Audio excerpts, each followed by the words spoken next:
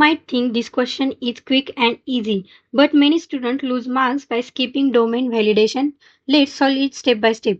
Look at the coefficient inside the parenthesis 12 by 13 and 5 by 13. Let's let cos theta is equals to 12 by 13. Now from trigonometric identity sin square theta plus cos square theta is equals to 1, we can find out sin theta is equals to 5 by 13. From this, we can find tan theta. Tan theta is equals to 5 by 12, which implies that theta is equals to tan inverse 5 by 12. Now, cos inverse of 12 by 13 cos x plus 5 by 13 sin x is equals to अब हम 12 by 13 को replace करते हैं cos theta से and 5 by 13 को sin theta से replace करते हैं.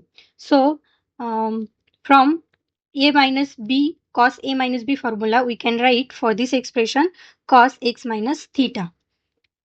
Now cos inverse cos x minus theta is equals to theta holds truly when theta is belongs to 0 comma pi. Let's test our angle x minus theta using the interval given in the question, and interval is pi by 2 is less equals to x is less equals to 3 pi by 4. Since cos theta and cos theta equals to 12 by 13 and sin theta is equals to 5 by 13, both are greater than 0.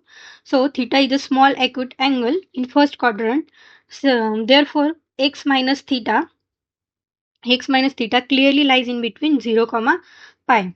Since x minus theta belongs to 0 comma pi, we can write cos inverse of cos x minus theta is equals to theta. Let's substitute theta is equals to tan inverse 5 by 12. So x minus tan inverse 5 by 12 is our final answer.